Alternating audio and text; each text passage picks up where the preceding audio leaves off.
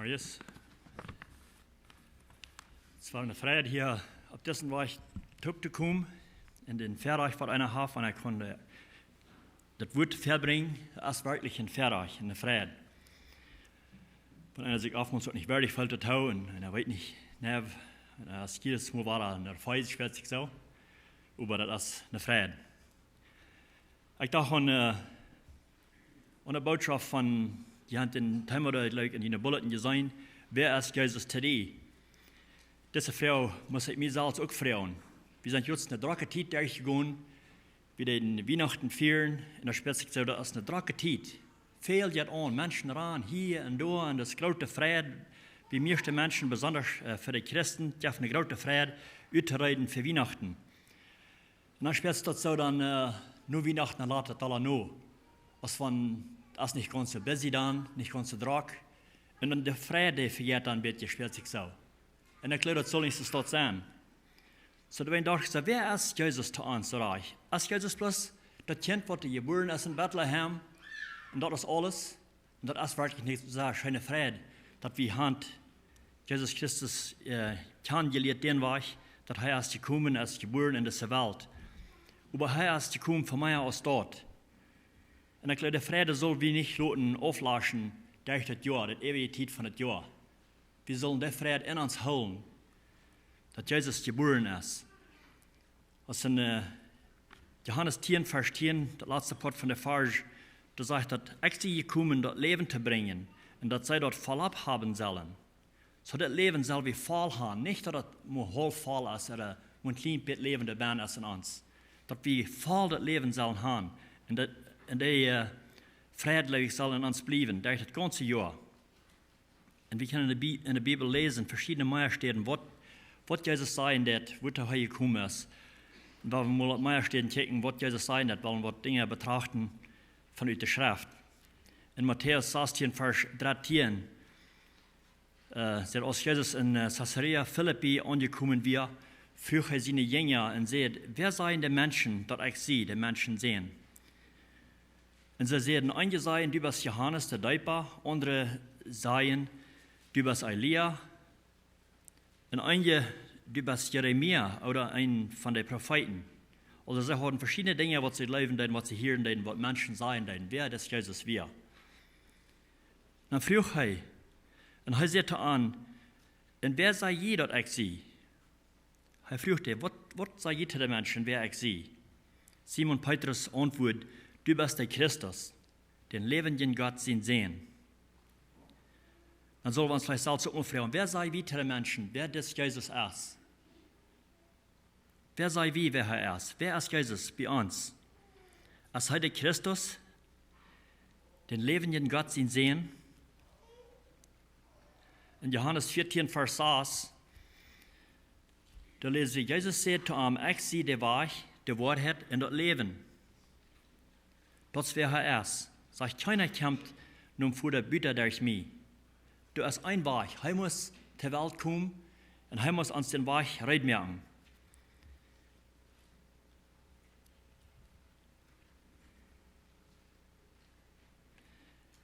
Und Jesus ist der Weg. Das erste, was er sagt, ich sehe den Weg. Was meint Jesus zu sagen, dass er ist der Weg? Wir brauchen einen Weg, wenn wir eins vorhanden wollen, dann müssen wir einen Weg haben, dass wir nicht hinkommen. Und hier sagt Jesus, er ist der Weg. Nur im Futter, nur im Himmel. Viele Menschen, die merken sich einen Weg. Die wollen gleich diesen Weg, die wollen das Wort gleich hören. Die merken sich einen Weg, was sie leben, was irgendwas im Himmel bringt. Und sie meinen, dass das, was im Himmel bringt, und das, was gerecht merken, für Gott, mit der eine Weg. Viel merken sich die eine Gesetzen, die fallen Menschengesetzen nur. Und bühren da ab. Und sie fallen da nur. Aber das wird in der Bibel auch so steht. Das ist nicht bloß News steht, das ist gleich nicht. Das sind verschiedene, viele Kirchen. In der Bibel steht hier wie auch von den Menschen, die mühen sich ihre eine Gesetze ab, was sie lieber fallen als Gott. In Markus 7, da lesen wir, dann kamen die Pharisäer und einige von den Schriftgelehrten, die von Jerusalem gekommen werden, und sammeln sich am Arm, also am Jesus. Sie sagen, dass einige von seinen Jüngern mit Arene hängen, das Brot eiten. Das meinen sie, haben sich nicht die Hände gewaschen. Die Pharisäer und überhaupt die Juden eten nicht anders, als sich nur ihre Alterstag, ihre Verschriften die Hände zu waschen. Also das wird ein Gesetz von ihrer Alterstag haben entgelegt. Da haben sie wieder ihre Verschriften. Sie sollen sich die Hände waschen, zu aller Zeit, wenn sie eten deuten. Und ich glaube, das wirkt, das ist Mut, das ist nicht mehr arg. Sag ich, wenn sie vom Marktplatz kommen, eten sie nicht, ohne sich erst zu waschen. So holen sie sich und viele andere Verschriften, sondern aus Kuffels, Kronen und Gefäße von Kappa waschen. Und das wird nicht bloß der eingesetzt, was sie haben, da haben viele andere auch. Und das wird nicht bloß das, wie gewandt sein, hinwaschen, da haben besondere Wege, wo sie sich hinwaschen leiden. Da wird nur, was sie von Fast haben, was sie leiden eten, oder wo sie eten leiden, dann mussten sie sich da hinwaschen. Die einzige Zeit, da mussten sie sich ihre Mäven abschüben, dann bitte in den Albeeren, ihre Hänge andocken, ihre Arme andocken. Und wenn sie bis gewöhnlich taub haben zum Eten, dann wird bloß ihre Hänge, da wird Gott genug bloß die Hänge andocken und waschen. So, sie haben verschiedene Wege, und das muss klar den war nur gefolgt worden, als das in ihrer Verschriften geschrieben wird, von ihrer Eltern. Da sehen dann früher die Pharisäer und Schriftgelehrten Jesus, warum holen die Jünger sich nicht an die Alterstag ihre Verschriften und eten das Brot, ohne sich die Hände zu waschen? Also das wird dann ab ihrem abfallend. Waschen sie nicht mal die Hände. Sie sollen nicht das Gesetz nur folgen. Nicht, dass sie leben, sie haben schwierige Hände, die nicht sollen eten, bloß dass sie das Gesetz nicht nur folgen. Dann sagt er sagt an, je Heuchler, der Prophet Jesaja hat von jünd ganz reich verrückt gesagt, so als geschrieben steht. Das Volk irrt mir mit den Lippen, sagt Gott, aber im Hort sind sie weit auf von mir. Also mit ihren Gesetzen werden sie ganz darauf, dass sie die wollen nur folgen. Und sie meinen, dass sie das nicht für Gott, aber im Hort werden sie weit auf von ihm. Das heißt, sie dienten mir vergebens, weil sie lehren, das nicht aus Menschen Verschriften. Vers 8 sagt, hier haben Gott seine Geboten verloren, um Verschriften von Menschen zu holen. So wird aus Kuffels und Kronen utwaschen. Und noch viele mehr besieht. Und ich las auf eine Stelle, da sehen da Schrift, dass die haben viele Gesetze, was sie sich abgemerkt haben. Das nennt sich ihre Oral Law. Der Schrift, dass die haben über 1400 Regeln, was sie nur folgen leiden, wo sie abbühen leiden. Also sie haben viele Regelungen, was sie nur folgen, büter der Heilige Schrift. Und wir wissen, dass die Wahrheit, was wir nur folgen tun, ist die Heilige Schrift. Gott sein Wort. Was Jesus sagt das. In Johannes 4, Vers 25 sagt er, ich sage die Wahrheit. Das ist die Wahrheit, was sie sollen hören.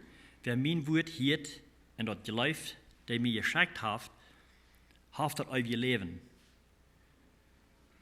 Und kommt nicht in das Gerecht, aber es vom Tod zum Leben gekommen. Viele Menschen, die wollen die Wahrheit hören. Besonders diese Wahrheit, dass sie können weiten, dass sie selig sind.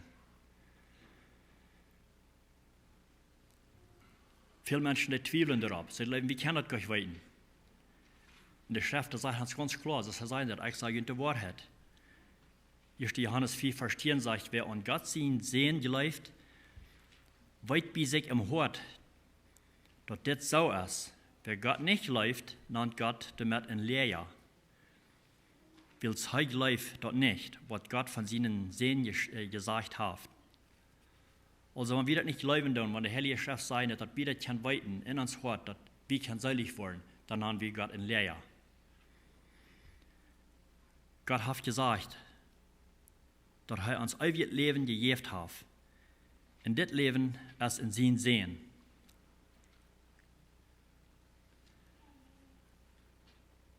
Wer Gott sein Sehen hat Leben. Und wer den Sehen nicht hat auch nicht Leben. Also das ist kein Zwischenpunkt. Das ist bloß entweder du hast das Leben oder du hast das nicht. Wenn wir das nicht leben tun, dann ist es ganz klar, dann haben wir das Leben gleich. Weil dann habe ich die Erfahrung noch nicht gemerkt, dass wir das kann wieder vertalen zu anderen. Weil dort soll in jedem einen, jede Person, die die Erfahrung gemerkt hat, dass er auf Jesus Christus angenommen als sein persönlicher Heiland, dass er das Leben hat, das soll ihm so eine Freude geben, dass er den Nächsten das wohl gut vertalen.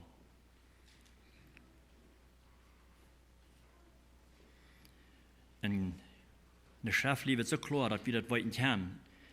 Vers 13 in 1. Johannes 4 sagt, dass das schrieb ich könnt, dass ihr an Gott seinen Sehen geleiben, dort je weiten. Also als hier ein Zweifel, hat sagt, dort je das weiten. Dort je weiten, dort je das ewige Leben haben. Dann sollen wir uns selbst vielleicht mal fragen, wusstest du wie? Gleich wie dort? Gleich wie dort, gleich wie dort nicht. Jesus ist das Leben. In Johannes 6, Vers 38 sagt er, ich sie nicht vom Himmel raufgekommen, mein Willen zu tun, über dem sein Willen zu tun, der mir geschickt hat. Das ist den Vater sein Willen, der mir geschickt hat, dass ich keinen von den verliere, der er mir gegeben hat. Aber dass ich den am letzten Tag abweichen darf. In mein Vater Will, dort werden sehen sit en aan arm geleefd, dat ewige Leben haben soll. In den, wo ich am letzten Tag vom Tod abweichen. Also das ist, was den Vater sein Willen ist. Sein Willen ist, dass wir das ewige Leben sollen haben. Dass wir nicht sollen im Zweifel sein, in das Leben nicht haben und never weten, ob wir selig werden oder nicht. Und du hast das kein anderer Weg im Himmel. Jesus sagt zu ihm, ich sehe den Weg, der Wahrheit in das Leben. Keiner kann im Vater kommen, wieder durch mich. Nicht durch unsere gute Worte, durch verschiedene Gesetze. Viele Menschen fühlen sich gut, wenn sie Worte tun. Und das ist so gleich, und das ist gut, wenn wir gute Worte tun für den Herrn, andere Deinen und so wieder, was immer das mag sein. Uns Verlangen soll das sein. Wenn wir in Christus sind, dann sollen wir ein Verlangen haben, den Nächsten zu dienen und Gott zu tun, aber nicht um uns die Seligkeit zu verdienen. Wir dann probieren wir unseren eigenen Weg zu merken. Und er sagt, ich sehe den Weg, der Wahrheit in das Leben.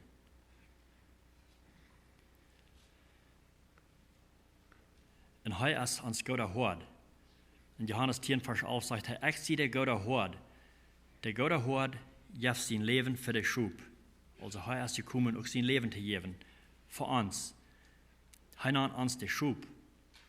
Und wie als Schub und wie Schub betrachten, wo die sind wirklich, Schub sind die ganz unbehaupteten Tiere von allen Tieren. Die sind alle sehr unbehauptlich, die fehlt dort an den Hort. Schub, wenn er der so etwas weishafte Großen und da haben ein bisschen Großen und dass die Abtier in der Universität verlieren sie. Sonst haben sie sich verloren dadurch. Und Gott hat sich gemerkt, der hat nicht einen Weg, dass er sich ein kleines Haus fängt. Viele von anderen Tieren, Gott hat sich gemerkt, der fängt leicht ein Haus. Wenn der von einem so weichgehen von einem Haus, der fängt leicht ein Haus. Besonders, ich denke an Pied. Wir haben viele gehört Menschen sein, wenn sie mit einem Pied fertig weichgefahren werden, dann kommen Lot in der Nacht ein Haus, da werden sie gehen hier am Wagen durchleinen, das Pied dort an ein Haus. Brauchen wir drei Haus. Und so sind viele andere Tiere noch, Hunde und Katzen, die fängen leicht ein Haus, von der auch weit auf sind von Haus. Aber Schub, die sind anders. Die fängen sich gleich reich. In der Heilige Schrift, der nennt uns Schub. Deswegen ist es so nötig, dass wir brücken in Hort. Weil es wie verbiestern nicht leicht. Schub sein, sie wollen noch mal ein Schub ist, was der Läden dat. Schub sind durchweich, die sind nicht Leder, die sind Folien, die leicht nur zu Folien. Aber wenn der ein Schub ist, was der Läden dat, die anderen gehen alle heran. Sein, wenn ein Schub eins von der Kant rauffallen dat, dann fallen sie alle rauf. Das sind, was ist dort. Die kann sich selbst nicht halten. Und wir sind auch so. Wir tun leicht Menschen nur fallen. Vielleicht sollen wir die falsche Lehren bringen und eins, was das sehr leicht hat Menschen, die nur fallen tun. Wenn ein Redner ist, was sehr stark ist, sehr gut reden kann, dann haben sie einmal nicht, kann sich selbst nicht halten, dann fallen sie in rechten Lehren heran. Ein falscher Hort. Aber Jesus sagt, heute ist der Hort. Und Jesus ist auch gekommen als ein Doktor. Kranke zu heilen. Und besonders, wenn die geistlich krank sind. Viele Menschen, die sind geistlich krank, die fehlt an einen Doktor.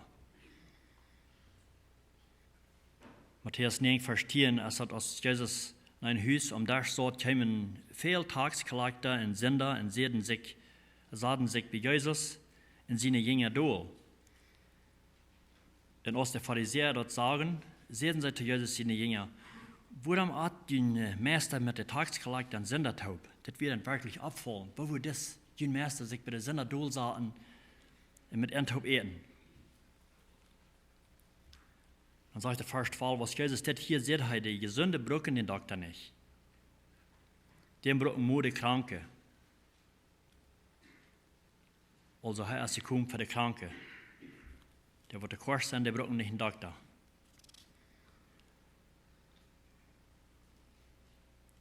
Eine Satz sagt in Matthäus 8, Vers 1, als Jesus vom Boi raufkam, gingen einmal große Schauf Menschen heran. Dann sagt er in Matthäus 8, Vers 2, sagt er, in nu Hart, das soll aufmerksam sein, sagt er, nu Hart, da kam auch ein Leprakranker. Bet am an und sagt, Herr, wenn du weißt, du kannst mir reinmerken.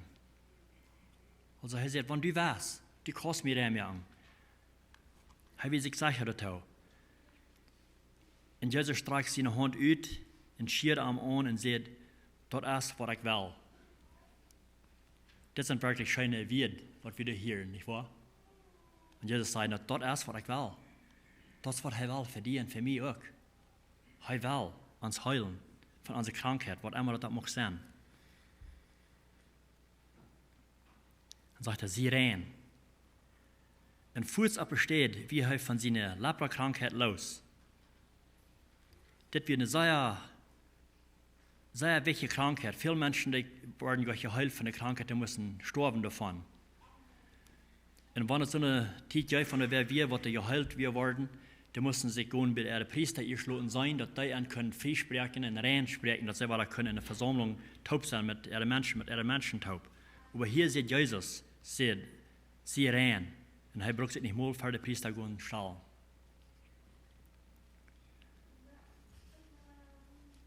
In Lukas 17, da haben wir noch eine Geschichte, wo die Tieren stark werden, was die Leprosy hatten. Und sie kamen auch nach Jesus und früh, als Jesus einfach heilen. Und Jesus, der auch, er schickt den weg, sie sollen gehen und sollen sich für den Priester verstellen. Das war hier sehr Tedesse. Lukas 17, Vers 14 sagt er, als er an sagt, seht er, Gott stellt den Priester fair. Und während sie gingen, werden sie rein. Hier sollen sie auf dem Weg nach den Priester gehen und dann hier weiß, als sie auf dem Weg wären, werden sie geheilt. Ich habe uns das vorstellen, was für eine Freude die gegeben haben in ihr Leben. Sind sie vielleicht alle taub besiegt gegangen und haben sie ihm gesagt, meine Schlimmsten gehen weg. Ich war rein. Einer von denen, der kam 3 Jahre an, der konnte sich nicht halten, der kam 3 Jahre an und dank Jesus dafür, was er getan hat. Das hat er nicht gesagt, er ist rein geworden. Und da wird ein Samariter. Und der andere, der hat mir recht für jeden zu danken. Der ging bloß und war noch mit Frieden aufgegangen sein und hat sich für den Priester gestellt. So heilt Jesus verschiedene Wege, Kranke und Eiersünde. Einerseits, dass er einen blinden Mann heilen. In Markus 10, Vers 46, da lese ich von diesem Bartimäus. Sagt, dann kamen sie nach Jericho, als Jesus mit seinen Jüngern nach ein Schauf andere der Stadt verleiten, sollte Bartimäus ein Blinder, Timäus sein Sehen war in Prag. Hier wird es ein Mann, der Prag hat hier. Das war er für sein Leben. Er kann nicht schaffen, er wird blind, kann nicht sein. Und er Prag hat hier. Dann sagt er, als der hier, dass das Jesus von Nazareth wir, fängt er an zu schreien. Jesus, du darfst jetzt ihn sehen. Hab Mitleid mit mir. Also das Mensch, der will Jahren geheilt sein. Er wird blind. Er schreckt sogar nach Jesus. Dann sagt er, viele beschwächten armen Seelen, er soll still sein.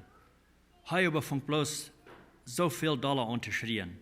Du darfst jetzt ihn sehen, hab Mitleid mit mir. Also er lässt sich gleich beschwichtigen von den Menschen. Die Menschen, die liegen doch so, das ist Jesus Christus, der hat bessere Dinge zu tun, als dessen armen, blinden Mann den Pracher beim Weich zu halten. Nicht den zu hören. Die wollen ein bisschen beschwichtigen sein, er soll still sein. Aber was tut Jesus? In Vers 49 sagt er, Jesus steht still und sagt, roep aan.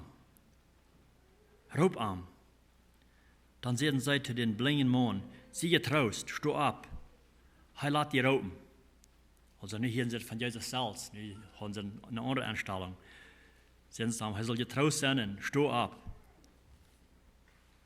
Er lässt die ropen.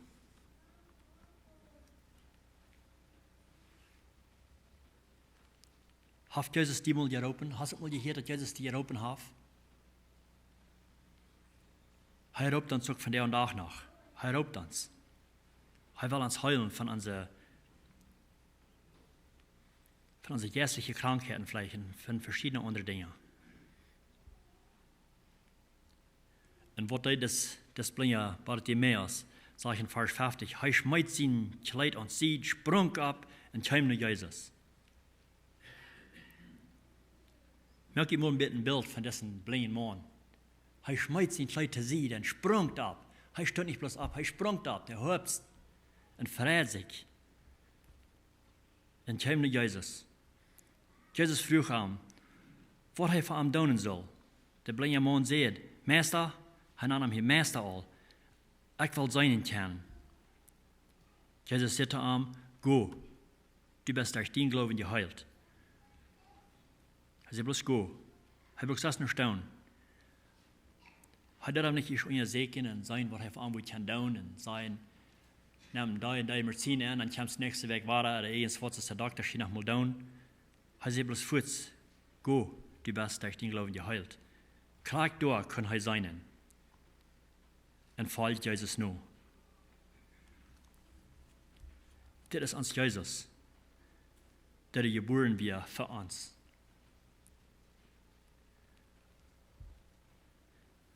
Einerseits hat Jesus eine junge Mädel geheilt. Hat er vom Tod abgewagt. Das sage ich, und das nicht redet sich in der ganzen Gegend rum. Und dann kam er auf eine Stadt, wo noch ein paar mehr blinde Männer wären. In Matthäus 9, Vers 27 sagt er, als Jesus von dort wieder ging, also von dieser Stadt, wo er das Senat im Jahr geheilt hat oder abgeweicht hat von dort, sagt er, als er von dort wieder ging, gingen am zwei blinde Männer heran und schrien, Lüd, hab Mitleid mit uns, du darfst ihn sehen. Er schrie auch, diese beiden Männer, die schrien auch, Lüd. Und das Spätste ist von er am, der vielleicht ein bisschen ignoring deed. Sagt was, als Jesus im Haus nahen ging, gingen die Blinde auch nahen nur an. Und Jesus sagte an, glaub je dat ich dat doen kann? Sie sagten, jo, Herr. Sie werden sich ganz sehr verfehlt, er kann das tun. Er antwortet wird, jo, Herr. Sie glauben, er kann das tun. Zu den anderen sagt er bloß, er soll gehen und dann wird er geheilt, er braucht nichts tun. Und hier deshalb sagt er, dann schiert Jesus ihre Augen an. Hier schiert er ihre Augen an und sagt, das soll krank so werden, als die gelebt haben. Also hier hat er zu tun mit der Glauben. Das die gelebt haben, don't know was das waren. Wo ist uns Glauben oftmals? Wir beten vielleicht für verschiedene Dinge. Ich bin's, kann bloß an mich selbst denken, oftmals bete ich für Worte, aber deep in mein Hort, glaube ich gleich. Zweifel ich doch. Was hat er tun? In der Fehler steht hier wie immer, das sagt er, was noch passieren, aus dem Glauben ist. Und hier seht ihr auch, das soll gleich noch sein, aus er glauben wir. Das soll ihr geglaubt haben. Und so hat Jesus viele verschiedene Wege heilen.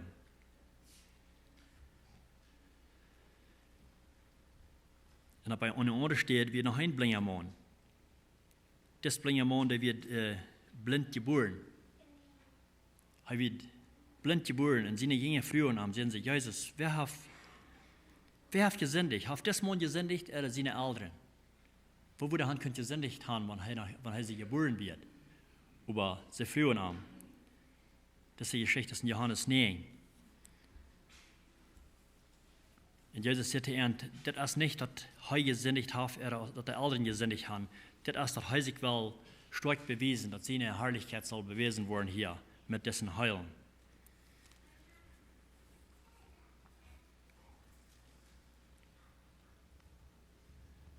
In Vers 3 sagte Jesus zu den Mann, des Mann ist nicht davon blind, dass er oder seine Eltern gesündigt haben. Aber da wir ihn, dass Gott seine Wahrheit und am Verdacht kommen soll. In dieser Geschichte, wenn wir lesen, das ist eine lange Geschichte, ich würde nicht ganz lesen, aber das ist eine sehr interessante Geschichte. Ich würde jedem eintrauen, der soll die Geschichte lesen, in Johannes 9. Das gibt noch was wirklich sehr Großes auf. Hier wird das blinge Mann, der will auch sein, in Jesus der reden, wird Blatt anrühren. Hij spreekt, heb je hier en dat een beetje blad aanrühren en schmeren hem dat in de ogen. En dan zal hij zich kunnen waschen. Zich afwaschen, dan wordt hij zijn kan. En hij ging in die dort, en als hij daarvan kwam, kon hij zijn. En de schriftgeleerden en de fariseer, die weer dat werkelijk ook zeer opvallen, dit weer een Sabbat, wat dat passieren deed. En zij hield zich zeer aan de Sabbat, dat zal niets passieren. En Jezus had hier blad aangerührt. De grote arbeid had hij hier gedaan. Wat voor Sünder is das Mensch nicht? En zij beschuldigen hem dat hij een Sünder was.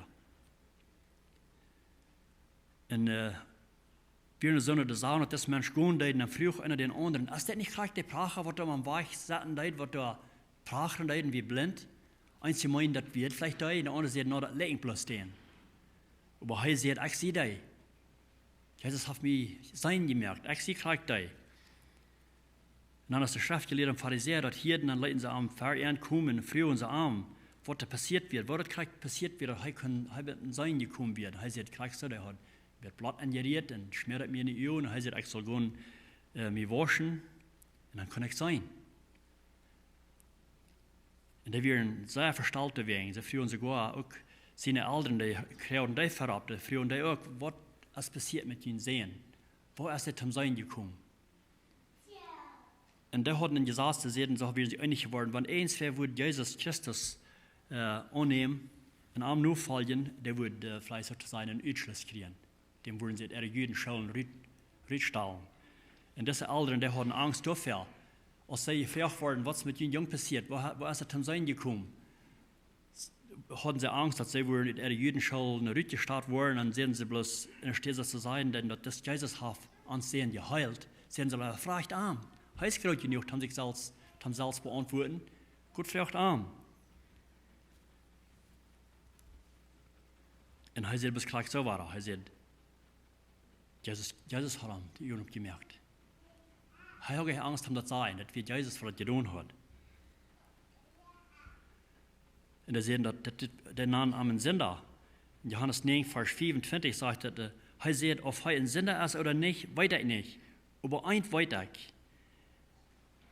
Ich bin blind und kann nie sein. So viel Weisheit. Er will sich sagen, nö, das Port Weisheit reingehen. So ist ein Sünder wieder oder nicht, so viel kann er am nicht über. Einer zwei weiter. Ich bin blind, nie kann ich sein.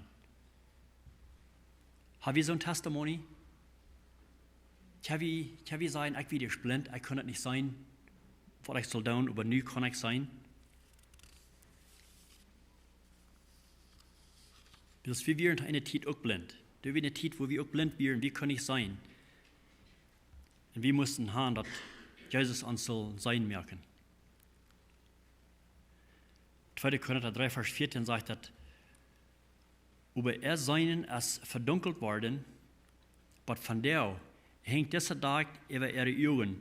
Wenn sie das Alte Testament lesen, der Tag kann bloß in Christus wahrgenommen worden. Also das, wenn sie das Alte Testament lesen, die Israeliten, sie können es gleich sein. Der wird der Tag für ihr Hunger, für ihre Augen, sie können nicht die Wahrheit sein. Und das sagt, der Tag kann bloß in Christus wahrgenommen werden. Der kann es tun, der kann der Blinde sein merken. Das ist der Feind, der will uns blind halten.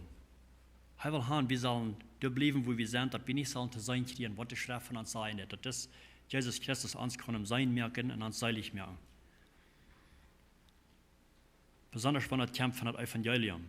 Hij wil nicht haben, dass wir das Wort Evangelium hören und das zu sein kriegen. 1. Johannes 4, Vers 13, das ist einer zu was der Feind nicht will haben, was wir sollen sein. Er sagt, das schrieb ich, dass je an Gott seinen Sehen glauben, dass je weiten, dass je das auf ihr Leben haben. Er will euch haben, dass wir sollen uns ganz klar sein, dass wir das weiten. Er will haben, wir sollen im Zweifel sein. Wir sollen einmal sagen, no, ich weiß das gar nicht, ich weiß nicht näher, was das so ist oder nicht. Wenn ein Mensch nach mal sagen, was das sein, wenn er nach mal sagen, check mal, was die Schrift sein, das sagt er so klar. Dann sagen sie, jo, aber dann haben sie verschiedene Dinge, was sie vergeben tun, woran sie das nicht leben tun. Sie können das alles lesen, überdacht leben sie das gleich. Das unser Gott auch zum Lernen merken. In 2. Korinther 4, Vers 3 sagt er, wenn uns Evangelium noch teuerdag scheint, dann ist das nur bei die verloren gehen. Da hat so tun, der Gott über diese Welt mit Blindheit geschlagen, dass sie das Daglicht von Evangelium von Christus seine Herrlichkeit nicht sehen können. Christus seine Herrlichkeit liegt ganz genau auf Gott. Also das ist der Feind, was das getan hat. Der hat uns mit Blindheit geschlagen, dass wir das nicht wollen zu sein kriegen. Weil Jesus will haben, wie soll das sein? Er will uns auch im Sein merken. 1. Korinther 1, Vers 18 sagt, für die verloren gehen, ist das Wort von Christus so als Ansehen. In Englisch sagt es Foolishness, das Christus. Aber für uns, die wir seilig wurden, ist das eine Gotteskraft. Und das ist wirklich eine Gotteskraft. Das hat auf uns zum Sein gemerkt, dass wir das zu sein gekriegt haben, dass wir brauchen Jesus Christus als uns persönlicher Heiland und wir können das weiten, dass wir geraten werden.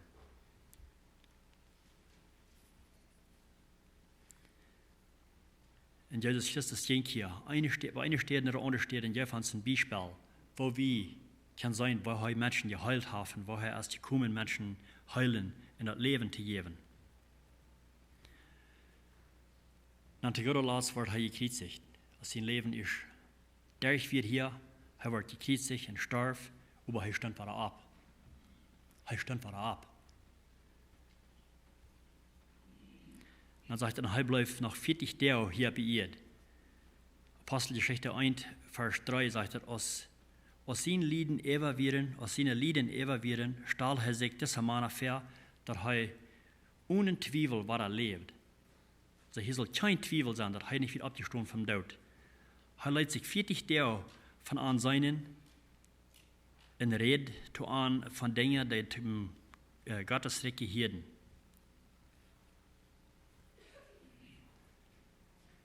In aus Heimat Antiochia befahl er an, nicht von Jerusalem wegzugehen, aber zu warten, bis sie dort kriegen würden, was der Vater versprochen hat, wovon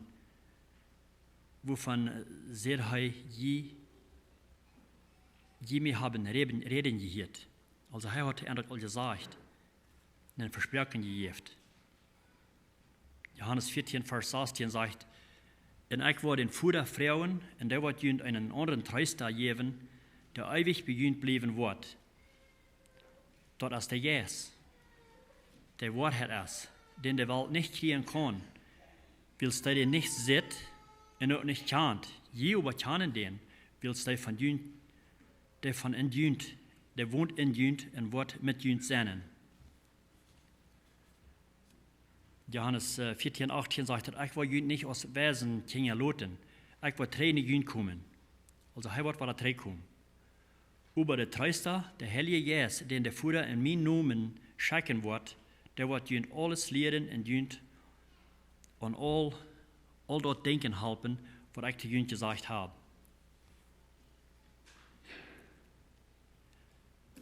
Bei der Apostelgeschichte 1, Vers 8 sagt er über, wenn der Heilige Geist über jünd kommen wird, wo je Kraft kriegen, und die werden meine Zeugen sein, in Jerusalem, in ganz Judäa und Samaria, und über die ganze Welt. Und als das gesagt hat, sagen sie, dass er fern abgehoben wird. In einer Welt eine Welt nehmen am Weg, dass sie am nicht mehr sein können. Also das wird das Letzte, was sie am hier auf Erden sagen. Hier kommt eine Welt, die nehmen am ab, und sie können am nicht wieder sein, nicht mehr sein. Sagt das, als sie am hier rundkickten, während er im Himmel fuhr, stünden wir mit einmal 2 Männer in witte Kleider.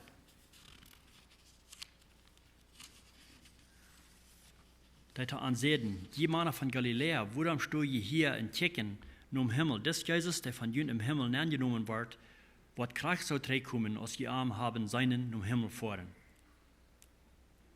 Also er hat noch einen Trost, er sagt, der wird kommen. Kraft ist die angesehen haben im Himmel gehen, wird er wird kommen. Und er wird nicht allein lassen, er wird einen Tröster schicken, den Heiligen Geist. Der wird ihn helfen und tragweisen, wenn er nicht hier persönlich auf Erden wäre. Dann sollen wir uns vielleicht auch fragen, haben wir diesen Heiligen Geist in uns wohnen? Haben wir den Heiligen Geist gekriegt, den er versprochen hat, den er wird schicken, uns aus dem Tröster? Ich glaube, wenn wir das nicht glauben, was wir lesen in der Schrift, wer er ist, dass er uns das Leben geben will, ohne Zweifel, dann müssen wir uns selbst untersuchen. Haben wir den Heiligen Geist? Haben wir den Heiligen Geist in uns wohnen? Haben wir den gekriegt? Oder nicht? Er will uns den geben. Und ich glaube, wir haben wirklich sehr neidig, unseren Gott zu loben und zu preisen, für wer er ist, dass er sein Sehen geschickt hat, uns das Leben zu bringen. In Psalm 147 sind wir sehr treist gewählt. Vers 1 sagt, lobt den Herrn, wo Gott ist das doch, unseren Gott loben, wo scheinen, ungebracht am zu loben. Der Herr büht Jerusalem ab und sammelt die verschleppte Israeliten. Er heilt, die in gebrechten Hort haben. Er bebengt an ihre Wunden. Er verdient Wunden mal bebang. Er hat uns auch mal an Trost gefehlt. Und er hat uns getreist. Wir haben vielleicht gebrechten Horten, die hat verschiedene Ursachen. Und er hat uns die gebrechten Horten auch geheilt. Das ist uns Gott, uns Jesus. Er sagt sogar, er teilt die Stieren und nahm in alle beim Namen. Uns Herr ist Gott, er graut und gewaltig stark. Sein Verständnis hat keine Grenzen.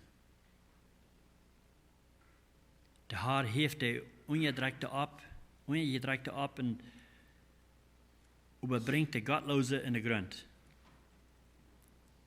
Also wenn wir ungedreckt sind, er hebt uns ab.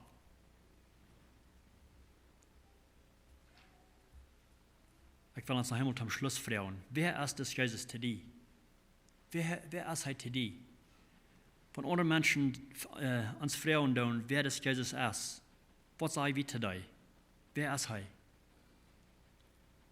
Kann wir ihm? Kann wir in der Wahrheit vertellen, von der Schrift, wer das Jesus ist?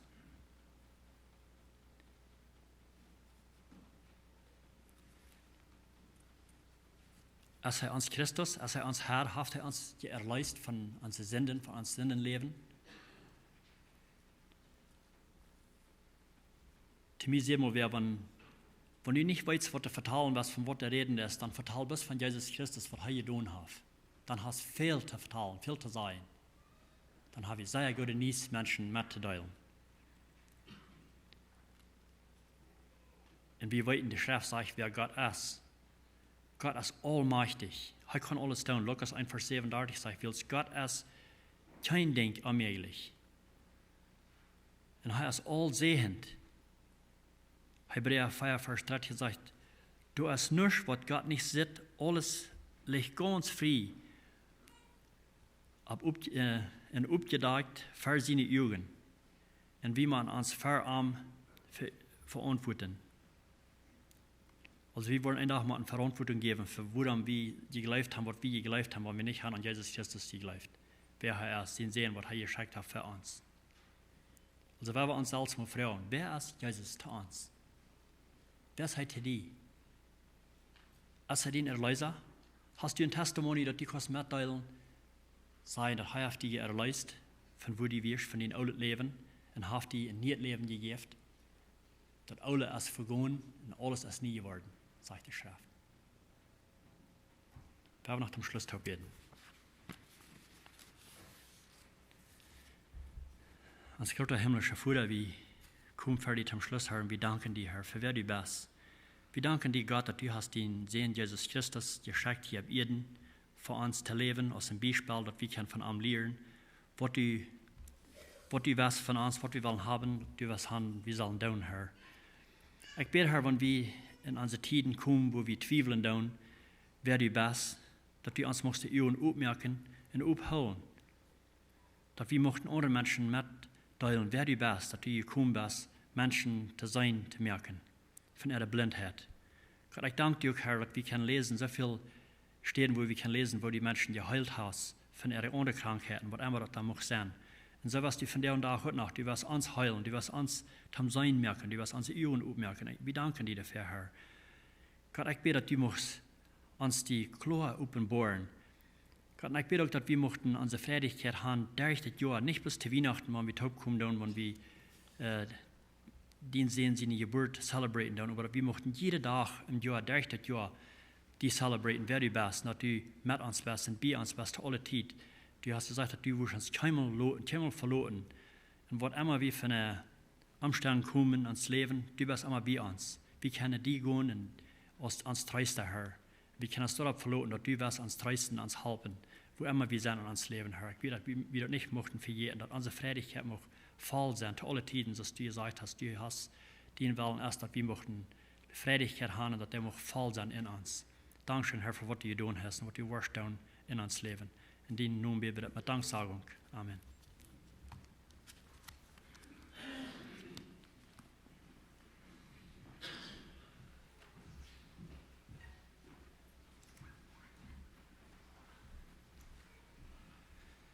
Dankeschön, Jack, für das Wort mit uns